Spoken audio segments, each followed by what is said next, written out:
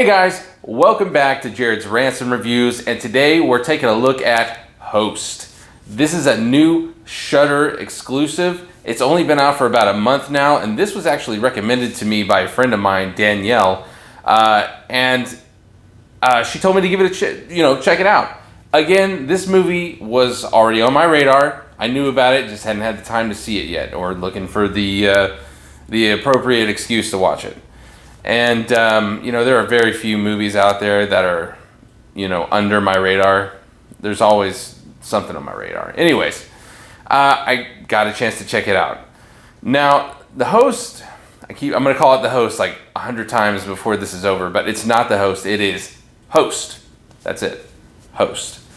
So Host is essentially a 57-minute movie, which is just shy of feature length.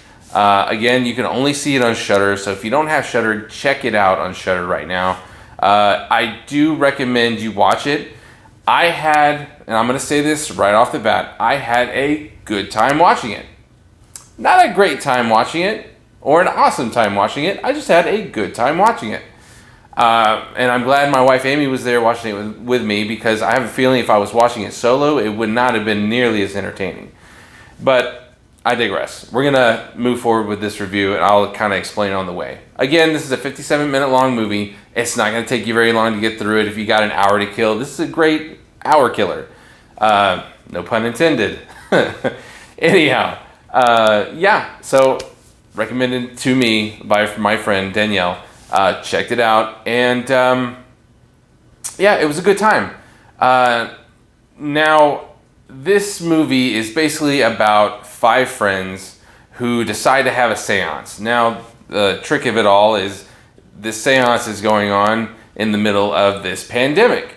So, naturally, the whole thing is over a Zoom call. That's right, this whole movie is shot in the Zoom perspective. Never leaves it at all. In fact, I believe it was all filmed on Zoom, So, that was unique. I love the premise of it. I think this was a movie that came out at the perfect time.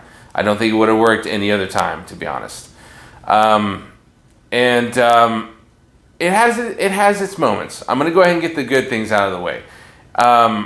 Along with the really cool premise, there were a couple of times it alluded to scares that weren't in your face. You know what I mean? Like the camera pans this way and you see something.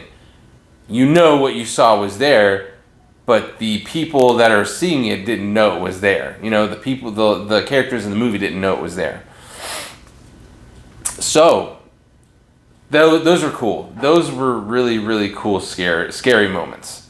Now, that's going to be all the positives. Now, let me go into the negatives. This movie, I'm going to be honest, I liked Unfriended better. That's right. I liked Unfriended better. I feel like I had a better time. And here's why. The biggest issue I have with this movie is the characters are poorly written. I feel like these people have all known each other over the span of a day or two. Not even a day or two. I feel like they met a few hours ago, and here's the Zoom call, the seance. And, the dialogue was terrible. And that's something that Unfriended had in spades. It was entertaining dialogue. So when these people bid it, you kind of gave a crap as to what happened. You don't feel that here. You don't feel anything. You don't feel anything at all. And that really was bad, especially since you have a movie that is centered on just a select few people. I think there was a total of maybe 8 characters throughout this entire movie, and I didn't care about a single one of them. And that's not good. Now, the scares. The scares in this, it's very moody. Now, when it's moody and showing me those ambiguous scares, the ones that aren't really in your face, but they're there, you saw what you saw, and it creeped you out, those were great scares. The rest of the scares were terrible, terrible telegraphed scares. Like you saw each and every one of them coming. And that was disappointing. I don't like knowing when things are about to go down. I want to be surprised and shocked. And that's exactly what happened. I saw these scares coming more often than not. And that's not good. Another issue that I had with the movie was these plot devices. At the very beginning of the movie, I'd say within the first 15, 20 minutes or so, they're introducing objects and other people that come into play later in the story, and they're clearly being set up by these characters. And it's painful to watch because you're like, okay, all right, he showed the dummy.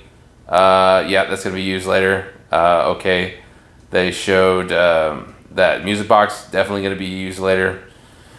I hate that. I like it when it's subtle. And in this, it was not subtle at all. So it was really hard to ignore. And the ending. The ending was god-awful. I'm not going to go into details. I want you guys to see this movie, even though I didn't fully enjoy it as much as some of you will. This movie wanted to be Paranormal Activity, and instead became Paranormal Activity 4. It just was subpar. I will say it's an average horror movie at best. But again, I want you guys to go see it. It is on Shudder. I don't think I finished telling you guys what the movie was about, so I'm going to go ahead and finish that up for you. Basically, it's a seance that is being conducted during the pandemic by these group of friends and a clairvoyant. And basically what happens is somebody doesn't respect the dead enough, and the dead wind up coming back to literally bite her in the ass. Or bite them in the ass. I'm sorry, not her.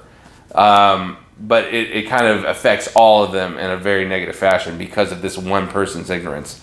And, you know, like I said, the initial setup was and it ended on a so, yeah, I mean, if you've got Shudder, check it out. I think it's definitely worth the watch. If you love paranormal movies, I think it's definitely worth a watch. I'm going to say this right now. Rotten Tomatoes. What the 100% critic score and a 76% viewer score? No. Not when there's better stuff out there. I don't believe that at all. I mean, I see a score like that and I wonder, have we been in this pandemic a little too long? Have we been in quarantine a little too long? I can't say that this movie justifies those Rotten Tomato scores at all. No. This is mediocre at best. But I am really glad that I saw it. I want you guys to go see it, especially if you have Shudder. You have no excuse not to see it. Again, it's a Shudder exclusive, so check it out. Yeah, I don't really have much more to say than that. It is what it is, guys. I mean, it was a fun little romp, and I'm glad Amy was there to watch it because I think otherwise I would have fallen asleep. But anyhow, guys, that was my review for Host. Check it out now. I've got more reviews coming in the future. I thank Danielle again for recommending this. I had a good time, and I know you enjoyed it, so I hope you liked the review. Please, anybody else with any recommendations, get back to me. Leave me a comment down below. Let me know that there's stuff that I'm missing. I need to check it out. Maybe you'll find something that isn't on my radar. Doubt it, but I am always up for a challenge. So anyways, guys, that's my review for Host, and thank you once again for watching me. If you haven't already, give me a thumbs up. Leave me a comment down below. Also a recommendation if you got one. And yeah, click subscribe if you haven't already.